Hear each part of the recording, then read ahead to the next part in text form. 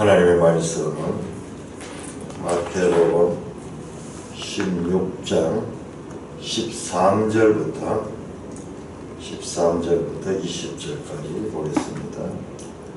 마태복음 16장 13절. 예수께서 빌립보 가이사라 지방에 이르러 제자들에게 물어 이르시되 사람들이 인자를 누구라 하느냐. 이르되 들으는 세례 요한, 들으는 엘리야, 어떤 이는 에레미야나 선지자 중의 하나라 하나이다. 이르시되 너희는 나를 누구라 하느냐. 시몬 베드로가 대답하여 이르되 주는 그리스도시요 살아계신 하나님의 아들이십니다. 예수께서 대답하여 이르시되 바요나 시몬아, 네가 복이 있도다. 이를 네게 알게 하니는 혈육이 아니요 하늘에 계신 내 아버지시니라.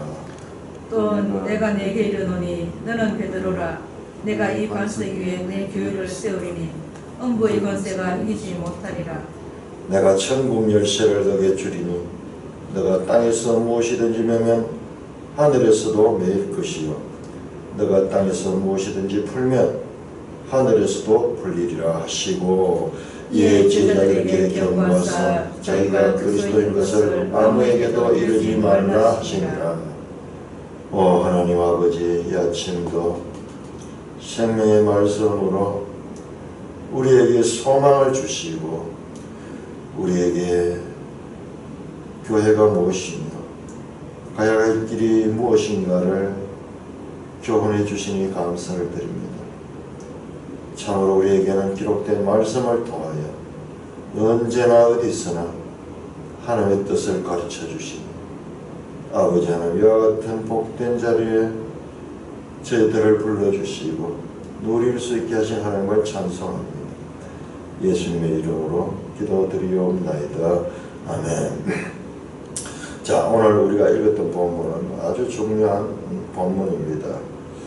교회라는 단어가 성경 전체에서 처음 나오는 부분이 오늘 이 18절입니다. 16절 18절에서 내 교회라는 말입니다. 그러니까 이 말씀은 왜 중요하냐? 우리는 교회 시대를 살고 있습니다. 그래서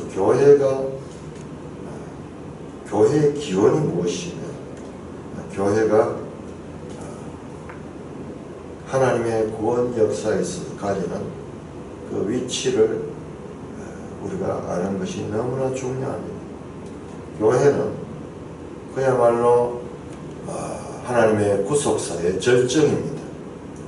구약에 나오는 이스라엘 역사의 연장일 뿐만 아니라 그 이상입니다.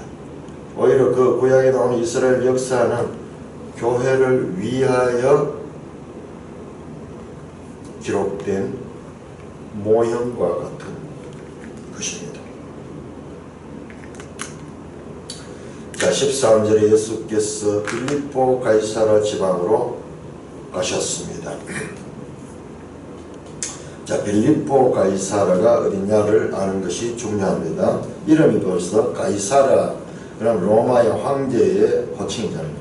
필리포스 이런 것들도 다 그 로마식 이름이죠. 자, 우리 지도 333쪽을 보겠습니다. 333쪽에 보시면 가이사라 빌립보 또는 빌립보 가이사라라고 부르는 것은 갈릴리 바다에서 위로 올라가면은 그게 호수가 있죠. 그 호수 더 위로 올라가시면은 거기에 보면은 우측편에 가이사라 빌립보라는 지명이 나오죠. 갈릴리 바깥 이방 지역입니다.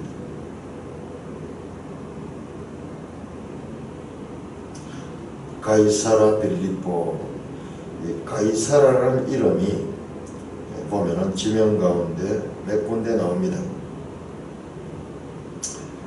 이것은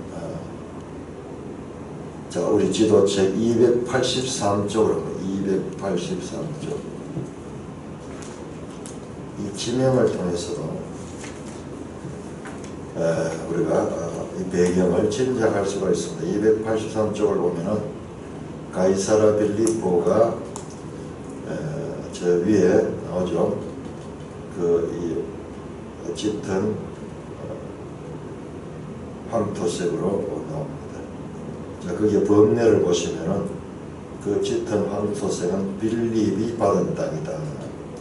헤롯의 아들 가운데 282쪽 보면 헤롯 1세가 있고 그 아들이 헤롯 아켈라오, 그 다음에 빌립, 헤롯 안티파스, 헤롯 아그리파 나오죠.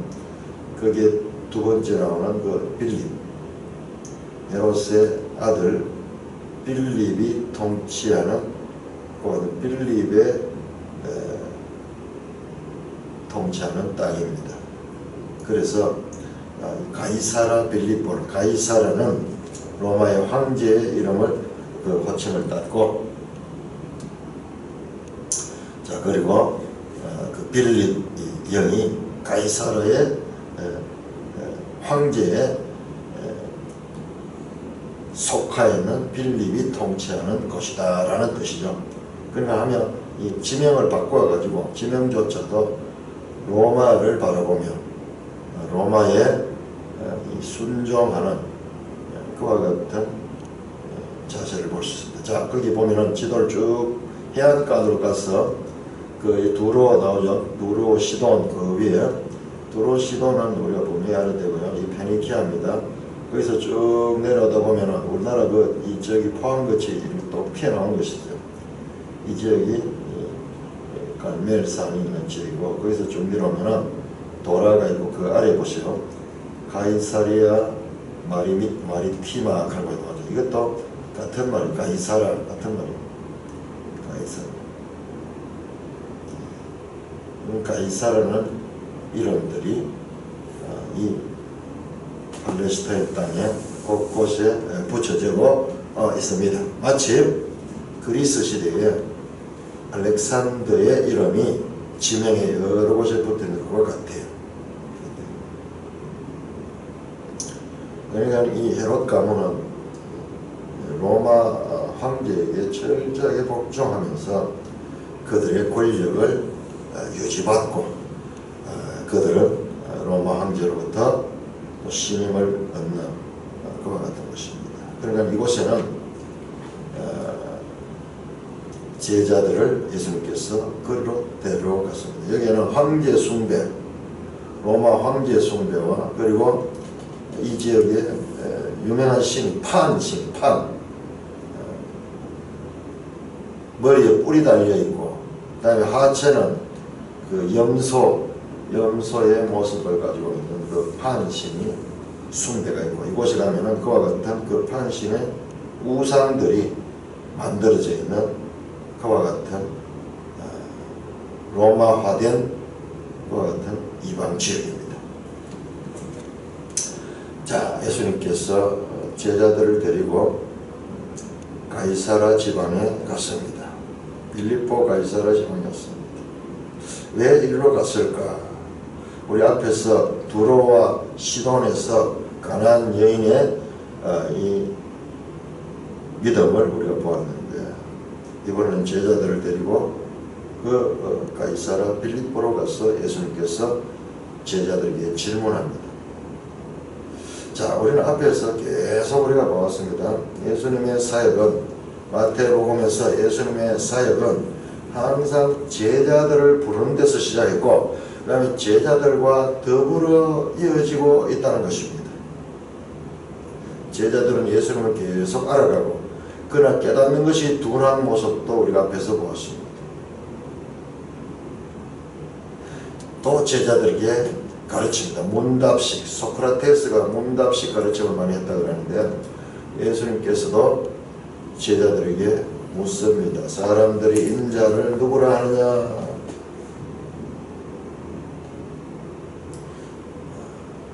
제자들이 말합니다. 어떤 사람은 세례 요한이라 그랬고 또 어떤 사람은 엘리야라 그랬고 어떤 사람은 에레미야나 선지자 중에 하나라고 하나이다. 세례 요한 또는 엘리야, 이것은 서로 연결되죠. 구약의 말라기에 나오는 그 엘리야가 다시 올 것이라는 그와 같은 말라기서의 예언이 세례 요한을 통하여 성취되었습니다. 구약에서 엘리야에 대한 대망 사상이 있습니다. 또 어떤 에레미야라고 하고 선지자 중에 하나다. 구약에 나왔던 그 에레미야 선지자가 다시 왔다. 또는 선지자 중에 하나라고 말합니다. 자, 예수님에 대해서 부정확한 지식을 가지고 있습니다. 제자들도 마찬가지예요. 제자들도 아직까지 예수님을 정체성을 제대로 알지 못합니다. 오늘 오다가 보니까는 방송 설교를 하는데 목사님이 마태복음을 이야기를 하더라고요. 그래서 그분은 예수님에 대해서 쭉 설교를 하면서 예수님은 죄인들을 구하기 위해서 왔습니다. 예수님은 병자를 고치기 위해서 왔습니다. 예수님은 이런 자를 찾기 위해서 왔습니다. 그렇게 말씀을 하시는데 맞죠? 부분적으로 맞지만은 그 죄인들과 그리고 병자들 또는 잃어버린 자를 같은 동렬에 놓고 있어요. 그거는 죄인이 따로 있고 병자가 따로 있고 그 다음에 잃어버린 자가 따로 있고 그런 식으로 보면 죄에 대한 바른 이해가 없는 거예요. 죄인들을 구하러 왔습니다. 그 죄인 속에 죄로 말미암아 병이 있고 죄로 말미암아 잃어버리게 됐고 죄로 말미암아 모든 인생의 문제가 왔기 때문에 죄인들과 병자들과 그리고 이 잃어버린 자들을 동렬에 놓으면 안 돼요. 죄인이라는 것은 근본적인 것이고 죄인 속에 그와 같은 것들이 부속되어 있는 거죠. 주제와 부제를 구분하지 못하면 해석에 문제가 생깁니다. 지금 이 제자들이 말하는 것도 똑같잖아요. 세례 요한의 요소도 있죠. 선지자의 요소도 있죠. 엘리야와 같이 하는 역할도 있죠. 그러나 그것은 예수님의 본질은 아닙니다. 죄 문제를 해결하는 것이 본질적인 문제고 그리고 병든 자를 고치고 잃어버린 자를 찾고 이런 모습들은 그 본질에서 나오는 그와 같은 현상들입니다. 그런데 본질과 비본질적인 것, 주제와 부제를 혼돈해버리면 우리의 사고 자체가 일관성이 없고 바른 이해를 하지 못하는 것입니다. 예수를 보고 세례 요한이다 또는 엘리야라 선지자 중에 하나다 그렇게 말한 것 같은 거죠. 예수님이 묻습니다. 자, 다른 사람들이 인자를 그렇게 본다면 너희는 나를 누구라 하느냐? 너희는 제자죠. 제자. 너희는 나를 누구라 하느냐? 과연 어떤 대답이 나올까? 어떤 대답? 왜? 지금까지 제자들은 예수님을 제대로 알지 못했습니다. 아직도 깨닫지 못하느냐? 바로 지금 이 말씀하기 바로 직전에도 그 직전에도 떡 문제를 가지고 예수님은 이 바리새인과 사두개인의 누룩을 주의하라 그랬는데 제자들은 떡을 우리가 가져오지 않았다고 예수님께서 떡을 찾는 모양이다 그런 소리를 하니까는 예수님께서 16장 11절에서 어찌 내 말한 것이 떡에 관함이 아닌 줄 깨닫지 못하느냐? 깨닫지 못합니다. 예수님의 따라다니며 예수님과 같이 숙식을 하고 예수님부터 배움을 받는 제자들도 깨닫지 못합니다. 그들에게 예수님께서 가르칩니다. 그러니까 12절에 그제서야 제자들이 끝에 보면은 깨달으니라. 그러니까 지금 마태복음은 깨닫지 못하는 제자들이 계속 깨닫기 위해서 주님을 찾고 있고 그리고 그 찾는 제자들에게 예수님은 그 비유를 설명해 줄 뿐만 아니라 또 다른 것까지 가르쳐 줬다 하는 것을 우리가 놓치지 말아야 돼요. 그리고 기적들과 여러 가지 말씀들을 통할 때 아직도 제대로 깨닫지 못하는 제자들 그들에게 예수님은 가르침을 해서 깨달아 가시고 가르침과 깨달음이 반복되고 있지만은 아직도 깨닫지 못하는 제자들의 모습들을 성경은 마태복음 계속 보여주는 거예요. 그래서 지금 이 장면은 그런 관점에서 아주 중요한 장면이에요. 자, 예수님이 질문했습니다. 과연 어떤 대답이 나올까? 어떤 대답이 나올까? 시몬 베드로가 대답하여 주는 그리스도시요 살아계신 하나님의 아들이십니다. 주는 그리스도시요. 자, 주는 그리스도 메시아입니다.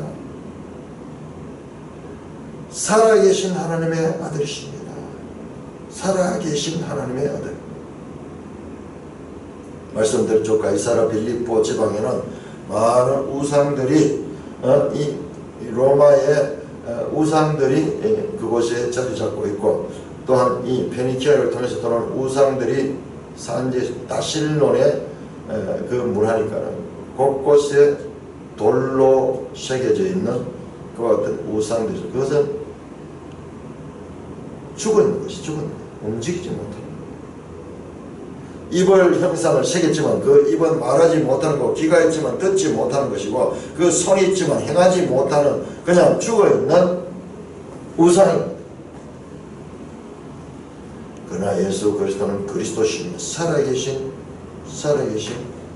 하나님의 아들입니다.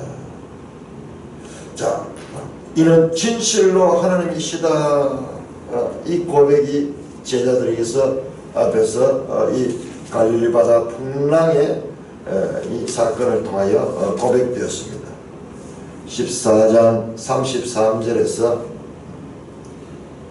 사람들이 예수께 절하면 진실로 하나님의 아들이로소이다. 이제 거기에 덧붙여 주님은 그리스도시고 살아계신 하나님의 아들이십니다. 주님이 바로 메시아십니다. 메시아. 그리고 살아계신 하나님의 아들이십니다. 이와 같은 베드로의 고백이 나옵니다. 계속 제자들을 알아가다가 지금 예수님께서 이 가이사라 빌립보 지방에서 질문했을 적에 그야말로 정답을 맞췄어요. 지금까지는 잘 하지 못하고 계속 실패했는데 부분적으로밖에 몰랐는데 이제 정확한 답을 하니까 예수님의 반응을 보십시오. 17절 예수께서 대답하여 이르시되 바요나 시몬아 네가 복이 있도다. 마카리오스 복 있는 자는 갈 때 그 말이에요. 바요나 시몬아, 바요나 그래서 요나의 아들이란다. 요나의 아들. 시몬 베드로의 원래 이름입니다. 바요나 시몬, 요나의 아들 시몬, 혈육을 통해서 태어난 그 시몬 베드로. 베드로라는 이름은 예수님이 새로 지어준 것이고, 시몬, 이건 요나의 혈육을 통해서 난 시몬.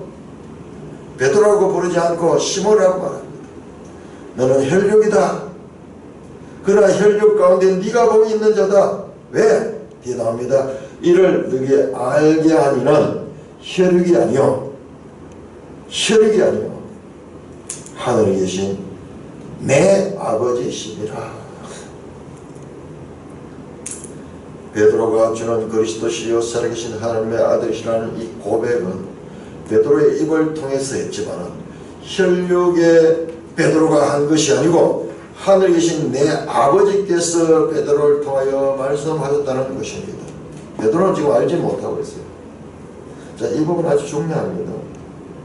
우리 교회 시대는요, 성령이 교사가 되셔서 성령이 우리를 가르쳐 준다는데 성령이 어떻게 가르쳐 주냐? 이와 같이 우리의 깨달음을 통하여 우리가 이 하는 말을 통하여 그때 성령께서 우리가 해야 될 말, 깨달아야 될 것들을 깨닫게 하시고 우리에게 고백할 수 있도록 하신다는 것도 바로 이와 같은 것을 통하여 우리가 알 수 있습니다. 많은 사람들이 성령께서 뭐 이렇게 내 임재하셔가지고 뭔가 신비하게 그렇게 해서 이렇게 말해라 뭐 이렇게 한다고 이렇게 말하는데 그게 아니고 본인이 알지 못하는 사이. 성령을 난 사람은 바람이 어디서 와서 어디로 가는지 알지 못하느라. 그러면 우리가 성경이 가르치는 성령에 대해서 제대로 알아야 돼요. 그 어떤 사람이 성령께서 지금 내게 말씀하신다. 성령께서 이렇게 내한테 지금 나타나셨다. 성령께서 그러면은 이런 경험이 없는 사람들은 그저 주눅이 죽고 저 사람은 성령이 충만하고 나는 성령이 없는 것으로 마치 이 구원파를 만나면은 구원파의 진리에 속해 있고 그들은 구원받았고 우리는 구원받지 못한 사람처럼 그렇게 무지에서 오는 것과 같은 오해를 우리가 성경을 통해서 잘 깨야 돼요. 베드로는 지금 자기도 알지 못하게 말했는데 그것을 예수님께서 하늘에 계신 나의 아버지께서 너에게 그와 같이 알게 하셨다. 네 혈육으로 인간적인 그와 같은 지혜로 안 것이 아니고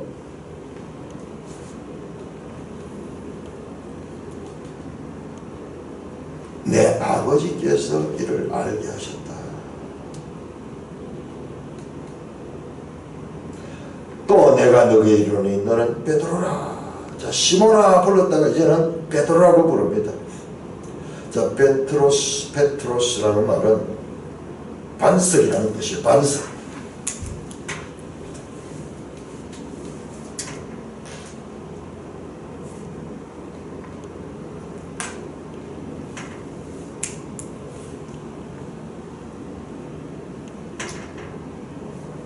페트로스. 이것은 반석입니다. 이름을 예수님께서 페트로스라고 지어줬습니다. 너는 베드로라. 내가 이 반석 위에 내 교회를 세우리라. 반석이 페트라입니다.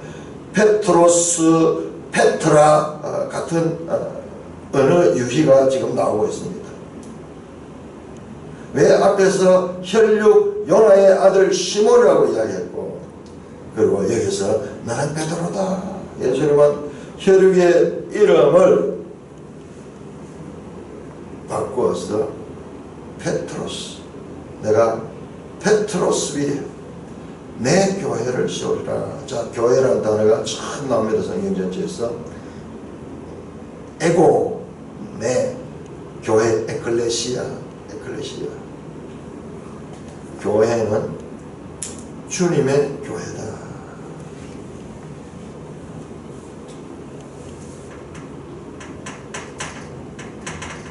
에고,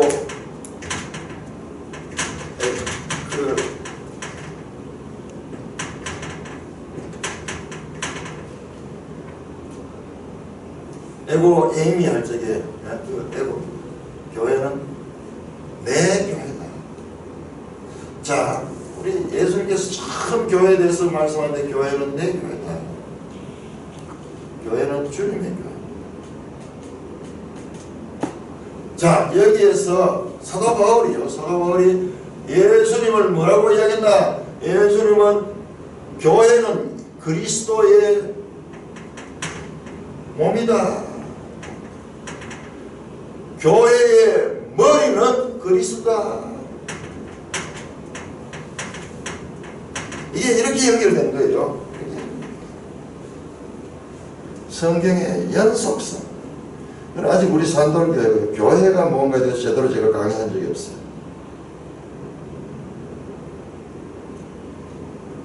우리가 속해 있는 교회가 얼마나 영광스러운 교회인지 사람이 보기에는 보잘것없을지 모르지만 그러나 하나님의 교회, 그리스도의 교회. 내가 이 반석 위에 베드로 위에다가 내 교회를 세웠다. 이 베드로가 주는 그리스도시요 살아계신 하나님의 아들이시라는 이와 같은 하나님이 알게 하신 이 고백, 이 진리의 말씀의 고백, 그 베드로 위에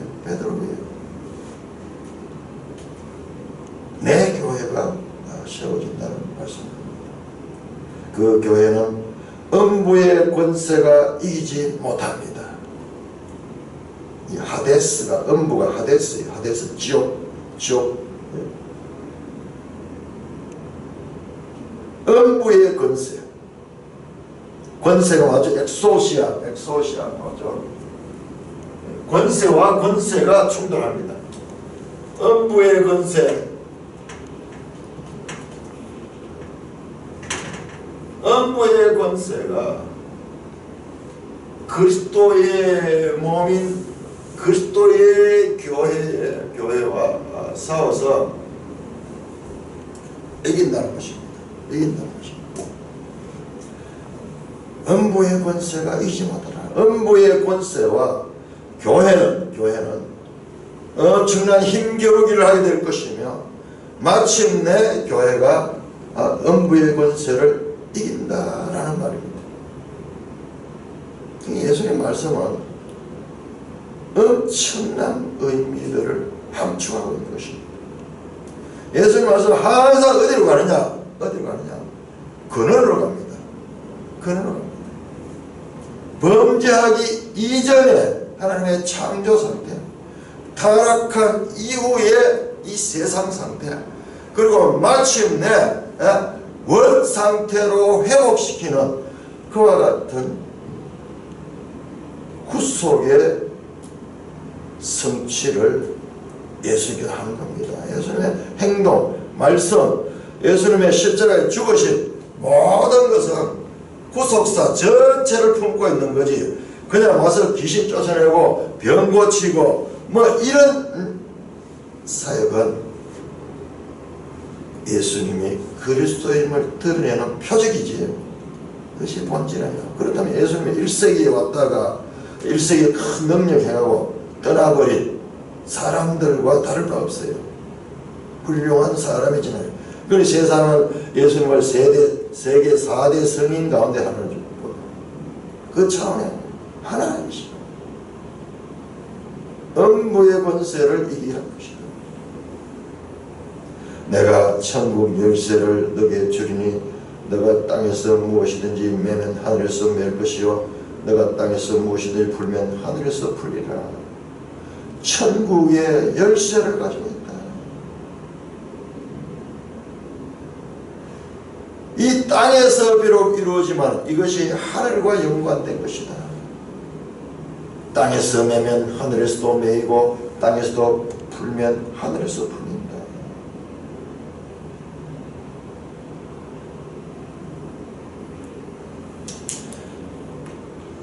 베드로가 천국의 열쇠를 가지고 있다.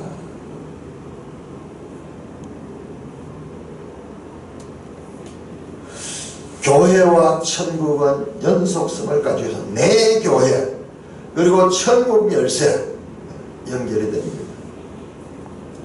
앞으로 베드로는 교회를 세우는 주도적인 역할을 하게 됩니다.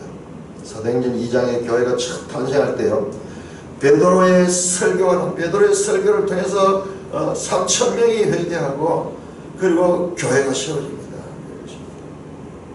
천국의 문을 여는 겁니다. 천국의 문을. 사도행전을 보면 베드로가 주도적인 역할을 합니다. 4장에서도 베드로와 요한이 이 말씀을 전하고 10장에 가면은 그 이방인 고넬료의 집에 가서 이 복음을 전하고 그들에게 복음을 전하고 그들이 믿음을 가지고 교회에 속하게 됩니다. 사도행전 15장에 가면 베드로가 또 그 예루살렘 공회에서 베드로의 사역이 나타납니다. 그래서 사도행전 2부에 가면 바울 사역이 주도되지만 앞부분은요, 교회가 세워지는 그 부분은 베드로가 집중적으로 주도적으로 사역을 감당하게 되는 것을 봅니다. 16절에 나타나는 베드로의 고백, 주는 그리스도시요 살아계신 하나님의 아들이시라는 이 고백은 지금까지의 가르침의 결과입니다. 하늘에 계신 내 아버지께서 가르쳐 주시되 아무것도 없는 자에게 그냥 이 마술적으로 가르쳐 준 거 아니라 계속 구하고 찾던 자들에게 가르쳐 줬다는 것을 우리가 알 수 있습니다. 베드로요, 어떻게 보면 좀 코믹하게 나오죠. 실수 늘 하죠. 그렇지 않습니다. 베드로는 예수님 만나기 전에도 요한의 제자였습니다. 진리를 찾아서 저 먼 요단강까지 이 갈릴리 어부지만은 찾아다녔던 사람. 그리고 주님의 말씀 있는 곳에 늘 가까이 있고 주님께서 말씀하실 때 늘 앞장서서 주님께 물었습니다. 그러다 보니까 많은 실수가 드러나는 것도 베드로가 많은 실수가 드러나는 거죠. 앞장섰기 때문에 그런 거예요. 무대의 전면에 서 있어서 거기 조명을 하니까 거기 온갖 이 모습들이 다 보여서 그런 거지. 딴 사람들이 베드로보다 더 탁월하단 말이 아니. 예수님께서 기대했고 성경의 구속사가 요구한 신앙 고백이 베드로의 입을 통하여 고백됩니다. 예수께서 하나님의 아들이심은 세례를 받은 직후 하늘에서 선포된 말씀입니다. 세례는 공생애의 선포가 공생애와 시작되기 직전, 공생애를 하시기 바로 시작 직전에 하늘에서 선포되었습니다. 그리고 베드로의 신앙 고백을 통하여 또한 말씀되고 있습니다. 자, 여기에서 이 내용은요, 지금 이어지는 내용과 밀접한 16장 21절 한번 보세요. 16장 21절. 이때로부터 그러면서 여기에 이제 다른 차원의 시간이 등장합니다. 이때로부터.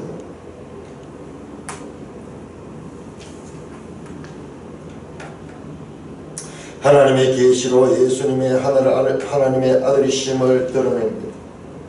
하늘의 계시가 사람 베드로의 입을 통해서 고백됩니다. 베드로의 고백은 칭찬받기에 충분한 고백이었지만 그것은 하나님의 계시에 의한 것입니다. 베드로는 예수님의 정체성에 대해 그가 아는 것 이상의 고백을 하고 있습니다. 이걸 우리가 어떻게 알 수 있냐? 다음에 나오는 내용을 보면 알 수 있어요. 베드로는 지금 자기가 이걸 고백하지만 자기가 알지 못하는 것을 제가 지금 성령을 따라서 지금 고백하는 거예요. 왜? 뒤에 보면 그 내용을 합니다. 베드로는 금방 넘어집니다. 분명히 주를 그리스도시요 살아계신 하나님 아들이라 했지만은 예수님이 자기 마음에 들지 않는 말을 할 적에 예수님을 책망하면서 그리하지 마옵소서 주여라고 말하지만은 그 주여는 그냥 주로서 주님으로서의 주여가 아니라 그냥 선생으로서 그냥 우리가 흔히 하던 그런 일반적인 호칭으로서이지 실제 그 의미를 알고 한 것이 아니에요. 오늘 본문은 로마 가톨릭에서는 바로 이것이 바로 베드로가 이 교회의 이 교황권을 가지는 교황 제1대 교황이 베드로고, 그래서 이 전통이 오늘날까지 교황이 유지된다고 그렇게 해석해가지고 그 교황 제도가 설립되는 것도 이 본문에 됩니다. 말도 아닌 해석이 말도 아닌 해석. 베드로의 신앙 고백이에요. 이 신앙 고백.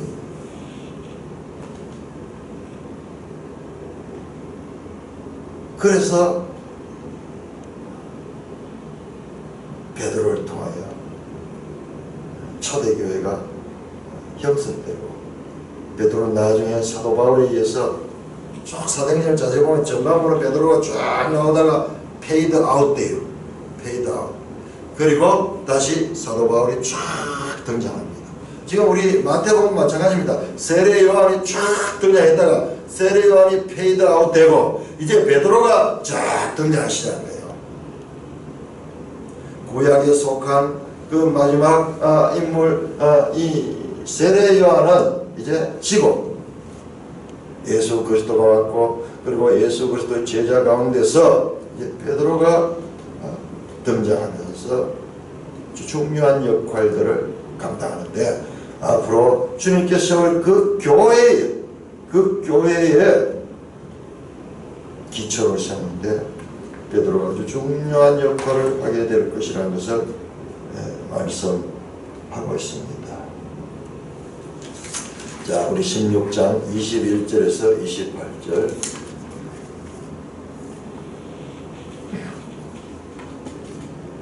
(16장 21) 이때로부터 예수 그리스도께서 자기가 예루살렘에 올라가 장로들과 대제사장들과 서기관들에게 많은 고난을 받고 죽임을 당하고 제3일에 살아나야 할 것을 제자들에게 비로소 나타내시니. 베드로가 예수를 붙들고 항변하여 이르되 주여 그리마옵소서 이 일이 결코 죽게 미치지 아니하리이다. 예수께서 돌이키시며 베드로에게 이르시되 사탄아 내 뒤로 물러가라. 너는 나를 넘어지게 하는 자로다. 너가 하나님의 일을 생각하지 아니하고 도리어 사람의 일을 생각하는도다 하시고. 이에 예수께서 제자들에게 이르시되 누구든지 나를 따라오려거든 자기를 부인하고 자기 십자가를 지고 나를 따를 것이니라. 누구든지 제 목숨을 구원하고자 하면 잃을 것이요 누구든지 나를 위하여 제 목숨을 잃으면 찾으리라. 사람이 만일 온 천하를 얻고도 제 목숨을 잃으면 무엇이 유익하리요? 사람이 무엇을 주고 제 목숨과 바꾸겠느냐?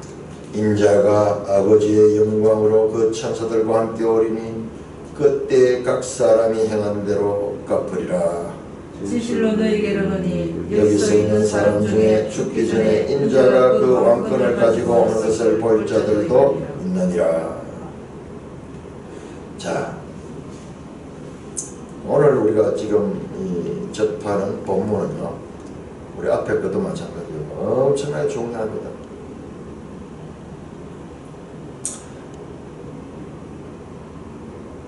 이때로부터 예수 그리스도께서 자기가, 여기 우리 빠졌는데요, 반드시 대익하는 말이 들어있어요. 본문에 반드시 예루살렘에 올라가 대제사장들과 서기관들에게 많은 고난을 받고 죽임을 당하고 제3일에 살아나야 할 것을 제자들에게 비로소 나타내셨다. 비로소 나타내셨다. 이때로부터. 자, 이 베드로의 고백이 얼마나 중요한 거나요? 이 베드로의 고백과 주님께서 교회를 세우겠다는 이 선언, 이것은 참으로 중요한 마태복음의 분기점입니다. 지금까지와 이제 다른 내용으로 갑니다. 자, 지금까지의 장면은 주로 갈릴리 안에서 일어났습니다. 이제 예루살렘이라는 단어도 이제 처음 등장합니다. 예루살렘. 그리고 반드시 예루살렘에 올라가게 될 것이며 거기서 죽고 부활한 것을 비로소 나타내. 이때까지 말씀하지 않았다는 거예요. 이때까지 예수님께서는 이 말씀을 기다리고 있다는 거예요. 때가 될 때까지 숨기고 있다가 이제 베드로가 이와 같은 고백이 나왔을 적에 비로소 나타내셨다. 그러므로 이때로부터라는 이 시제가 가지고 있는 중요성을 우리는 알아야 됩니다.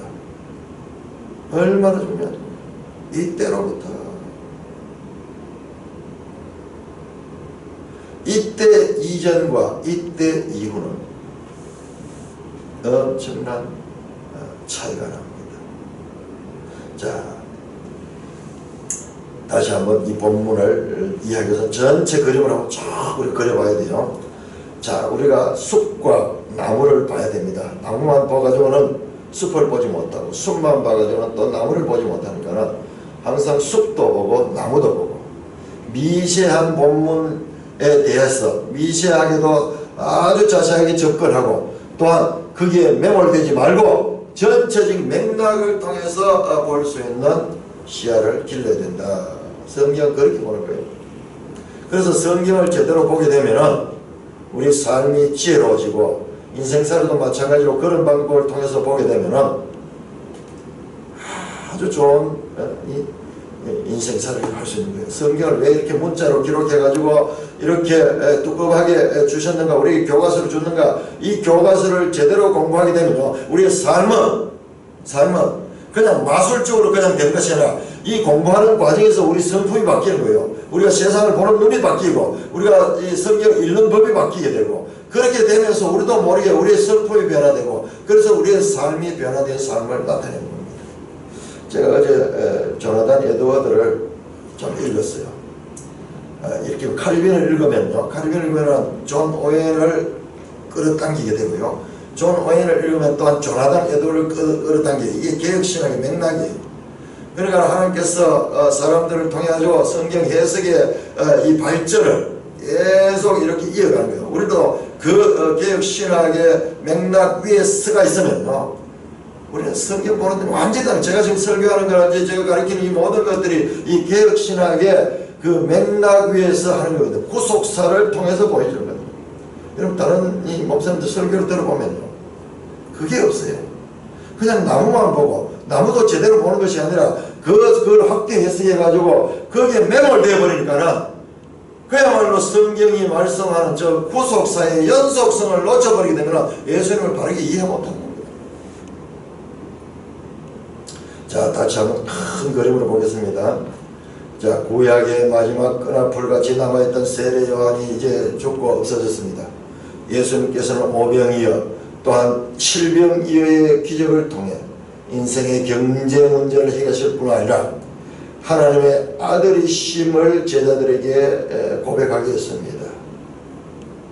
그리고 스스로도 예수님은 에고 에이미 내가 그다 그 자신이 하나님이심을 드러내셨습니다. 시대의 표적을 통해 새로운 시대를 전개했습니다. 우리 16장에 보면 이 바리새인과 서기관들이 당신이 하늘로서 온 표적을 보이돌라 할 때에 너희가 시대의 표적은 분별하지 못하냐 하루하루 그날 일기는 분별하는 시대의 표적은 분별하지 못하냐. 그 시대의 표적이 무엇입니까? 예수님께서 이사야의 말씀대로 오셔서 병자들을 고치고 그리고 이 듣지 못한 자를 듣게 하고 귀신을 쫓아내고 그리고 그가 에고 에이미 내가 그다 하는 그것을 성취하시는 분이 그 시대의 표적이에요. 바로 그 시대의 표적은 새로운 패러다임입니다. 옛 언약의 시대는 끝이 나고 새로운 시대가 왔다는 그와 같은 새로운 시대에 대한 선지자의 말씀을 따른 그 표적을 행하신 것입니다. 그런데도 불구하고 그들은 하늘로도 오는 표적을 구하는 거예요. 표적을. 예수 그리스도는 누구냐? 메시아시다. 바로 오늘 이 본문에서 보았듯이 베드로의 고백 그리스도라는 말은 메시아라는 말의 헬라적 표현이죠. 그리고 새로운 시대에 하나님의 백성인 교회 건설에 대한 뜻도 지금 드러내셨습니다. 16장 18절에서 구약의 마지막 이 끈앞풀인 세례 요한은 지고 신약의 첫 실마리를 여는 이 베드로의 고백 베드로의 고백 속에 교회라는 그리스도의 몸인 새로운 구원의 이 기관 구약에서 이스라엘이 있었다면 이제 신약에서는 그 이스라엘의 이 궁극적인 목적인 교회가 세워질 것에 대한 선언이 선포되었습니다. 이게 얼마나 중요한지 몰라요. 지금 교회 시대는 지금까지 우리가 이어지는 거예요. 하나님의 구원 역사에서 교회 시대가 가지고 있는 중요성은 가장 중요한 구약 이스라엘에 이 관한 것은요 비할 바가 아닙니다. 그러므로 오늘 본문 21절은 이때로부터 라는 말은 이와 같은 구속사의 연속성에서의 때를 가리킵니다. 예수님이 오시면서 이제 신약은 시작되었지만 그러나 그 신약이 사람들을 통하여 깨달아지기는 이제 베드로를 통해서 이제 깨달아지고 그리고 이때로부터 그리스도의 사역은 장소적으로도 방향이 달라지고 내용도 달라집니다. 내용도 달라집니다. 이때는 주님께서 기다리고 기다리던 때입니다. 비로소 나타나셨다. 비로소 얼마나 참고 참았는지 몰라요. 비로소 이제 때가 되어서 나타냈습니다. 우리가 바로 앞에서 봤습니다. 가나안 여인에게 침묵하시고, 가나안 여인이 그렇게 이 주님의 궤에 애절한 간구함에도 불구하고 무시해버리고, 그 다음에 말로 그 앞에 나올 적에 심지어는 모욕까지 하면서 냉정하게 그녀에 대해서 주님은 기다리고 있었습니다. 가나안 여인의 반응을 기다리고 있어요. 개처럼 취급받으면서도, 그러나 개들도 주님 그렇습니다. 주님 개들도 이 주님의 그 주인의 상에서 떼지를 먹습니다. 이 부스러기라도 얻기를 원합니다. 그때 주님께서 얼마나 기뻐했습니까? 네 믿음이 크도다. 네 믿음. 예수님의 가르침 가운데는요, 때로는 우리에게 침묵하시면서, 때로는 우리에게 반대로 무시하면서, 또는 부수면서까지 주님은 우리에게 제대로 된 반응을 기다리시는 분입니다.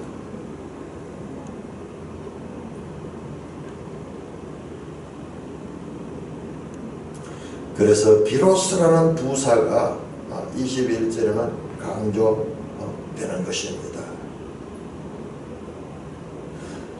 비로소 말씀하시느라.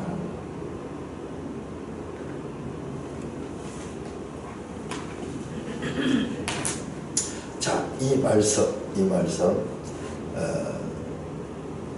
21절 말씀은요, 4장 17절 봅시다. 우리 마태복음 4장 17절.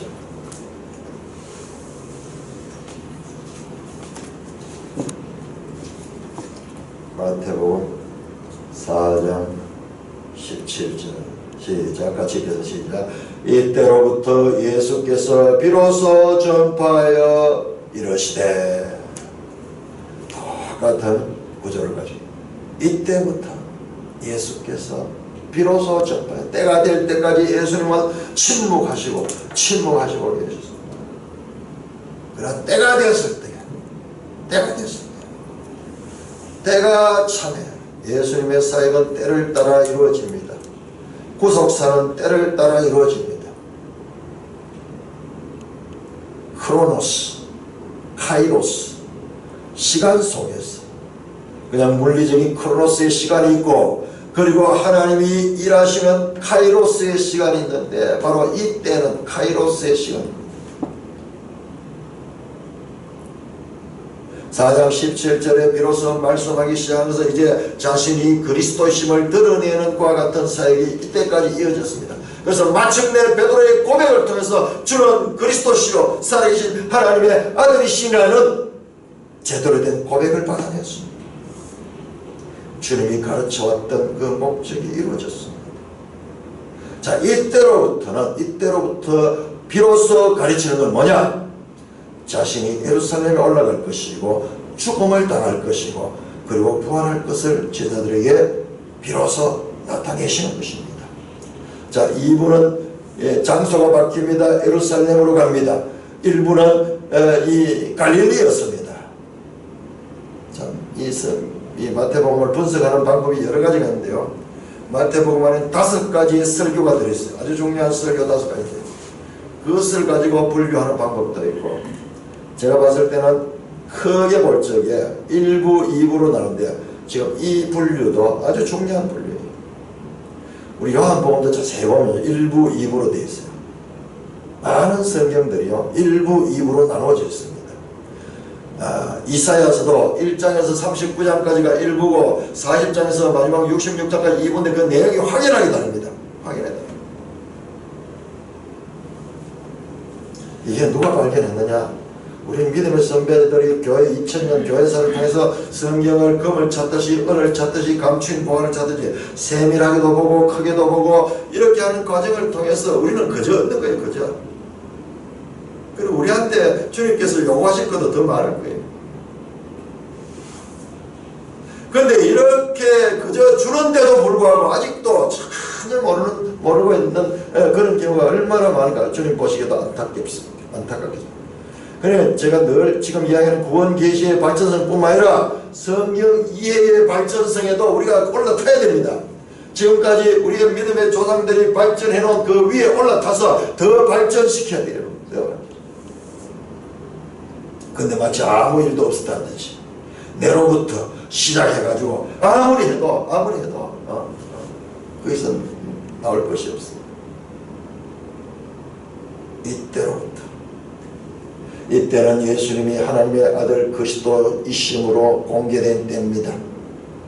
베드로의 고백을 통해서 이때는 구약과 유대교가 기다렸던 메시아가 이미 세상에 왔음이 사람들의 입을 통하여 확인되는 때입니다. 메시아가 왔음에도 불구하고 세상이 알지 못하죠. 그러나 이제 사람의 입, 처음으로 베드로의 입을 통하여 이제 확인되는 때입니다. 메시아가 오면 모든 이스라엘의 문제가 해결될 것입니다. 하나님의 뜻이 실현되고 외세의 속박에서 풀려나며 정치, 경제, 종교적인 새로운 세상이 도래한다는 것을 의미하는 것이었습니다. 이것은 희망이 완성이고 기쁨이 요동치며 정의가 승리하는 시대를 의미하는 것으로 이스라엘에게는 알려져 있습니다. 자, 그래서 이 그리스도의 심이 확인된 예수님께서 먼저 비로소 하신 말씀이 예루살렘에 올라가서 장로들과 대제사장들과 서기관 유대교의 지도자들에 의해서 많은 어려움을 겪게 되고 그 다음에 죽임을 당한다 하는 말을 하시는 거예요. 그런데 중요한 말은 뒤에 있습니다. 승리입니다. 죽음이 끝나는 게 아니에요. 제3일에 살아나야 할 것을 제자들에게 비로소 나타냈습니다. 그런데 베드로의 반응이 보세요. 22절 베드로가 예수를 붙들고 항변하여, 여기서 항변하다는 말이요, 영어 성경은 리부크, 책망하는 책망. 무슨 소리 합니까? 주여 그리 마옵소서, 이 일이 결코 죽게 미치지 아니하리다. 말은 주님을 하지만 주님을 가리키고 있습니다. 그리고 주님 무슨 소리 합니까? 그런 소리 하지 마세요. 그런 일이 어찌 시켜져? never, 결코 never. 주는 그리스도의 살아계신 하나님 아들이라고 고백한 그와 같은 이 사람답지 않은 그와 같은 표현. 왜 갑자기 베드로가 이와 같은 신경질적인 반응을 냈을까요? 바로 주님께서 내가 반드시 예루살렘에 올라가 죽임을 당하고 살아나야 한다 라는 말을 듣고 그렇게 했습니다. 주님은 반드시 죽어야 됩니다. 베드로는 결코 그런 일이 있을 수 없습니다. 둘 다 절대적인 부사입니다.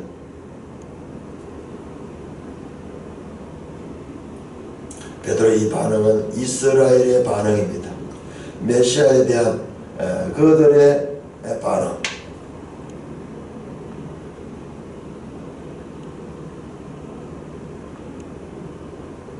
승리자로 오실 메시아,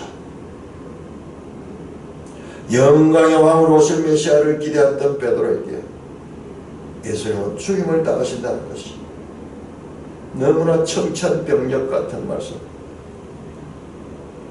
세례 요한에게도 제자들에게도 예수님은 정말 메시아인가 의심을 주게 됩니다. 세례 요한조차. 지금 이와 같은 말씀이 있은 이후에도 계속 제자들은 오해합니다. 그러니까 앞에서 말씀했잖아요. 자기가 베드로가 그 입을 통해 주는 그리스도의 살아계신 하나님의 아들이라는 이 고백과 이 고백이 자기가 알아서 하는 게 아니라 하나님께서 그에게 하게 하시죠. 우리도 마찬가지요. 우리도 예수 믿으면서 하나님을 알아가는 과정에서도요. 우리 이런 과정을 계속 겪습니다. 우리가 가지고 있는 오해를 다 무너뜨려야 돼요. 산과 같은 오해들이 우리 속에 자리 잡고 있습니다. 그걸 무너뜨리고 주님의 말씀으로 새롭게 세워놔야 돼요. 메시아가 순환받는다는 이 예고는 베드로의 상식적 반발을 일으키게 만들었습니다. 그런데 구약 성경에 사실상 이런 예언들이 있거든요. 선지자를 통해서 고난받는 메시아에 대한 이 예언이 있지만은 있어도 그들이 자기 중심적인 기대는 그것을 듣고 보았지만은 무시해버렸고 영광의 인간적인 그런 메시아만 구하고 있었던 것입니다. 자, 우리가 신자 안에 내재하는 죄가요 얼마나 강력한가를 지금 여기서 알 수 있는 거예요.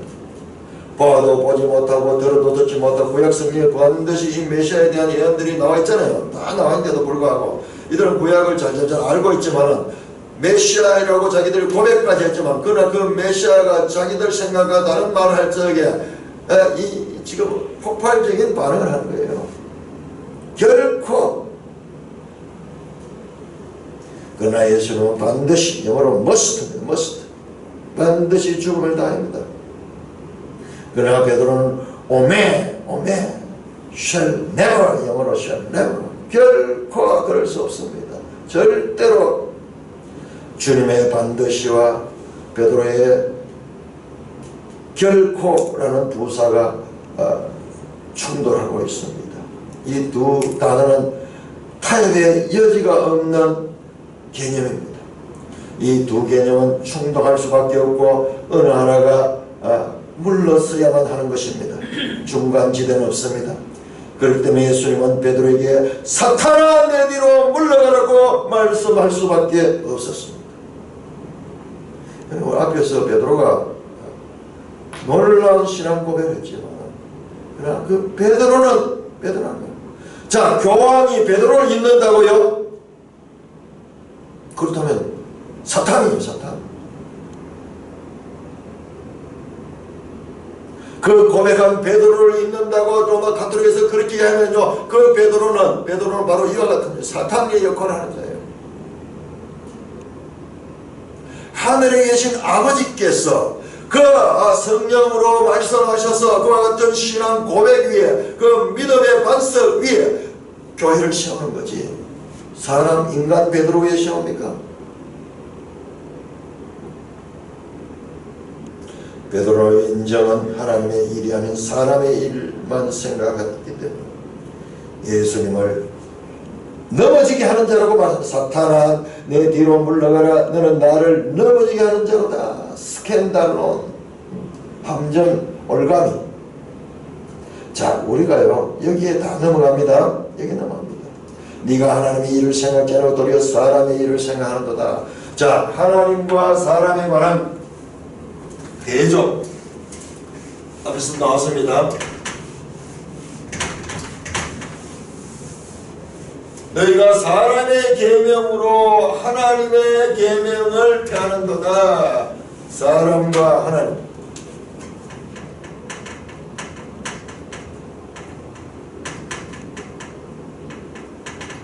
사람의 일, 사람의 계명, 사람의 교훈, 하나님의 일, 하나님의 계명, 하나님의 교훈은 이 두 가지를 분별하지 못하는 것.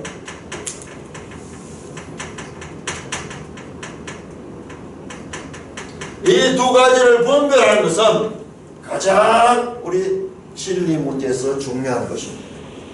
지금 이 복음서에서 계속 그 얘기합니다. 그 이후에도 계속 이야기합니다. 그래서 종교개혁자 칼빈은 그 기독교 강요 제일 이 앞부분에 서문 부분에 서문이 지나고 그 앞부분에 전체를 가리키는 이 설명에서 바로 이걸 가리켜요. 하나님에 관한 지식과 사람에 관한 지식. 하나님이 누구시며 사람이 누군가.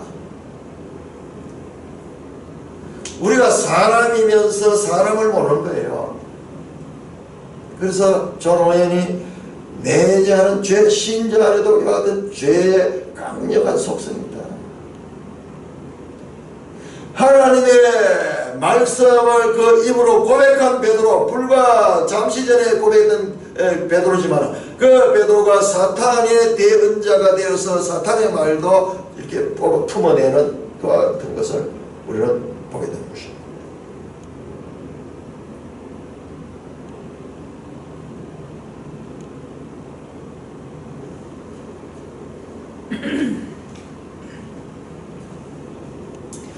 너는 나를 넘어지게 하는 자로다. 실족하게 한다. 스캔들. 우리 그 영화에서 스캔들, 영화 배우들 뭐 스캔들이 있니, 스캔들이 있니. 그 인정스러운 말. 아니, 주님을 생각해서 하는 일이잖아요. 생각해서 하는 일이잖아요. 그런데 우리의 사람의 생각, 하나님의 뜻을 우리가 삼켜버려서는 안 되는 것입니다. 그래서 이 부분이 그렇게 중요한 것입니다. 어떤 면에서는 신앙의 이 본질 문제가 바로 이 부분입니다.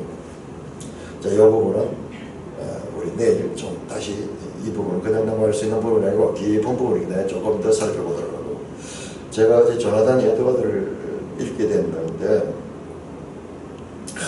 정말 그 우리 신앙의 믿음의 선배들, 거장들은요, 이런 부분들을 잘 분별해요. 그런데 많은 우리의 이 교회나 우리들은 열심히 신앙생활하면서 베드로의 길을 가는 자들이 지금도 엄청 많습니다. 지금도 우리 속에도 이 베드로가 성령의 사역을 대신하는 그런 경우가 많습니다. 찬송가 544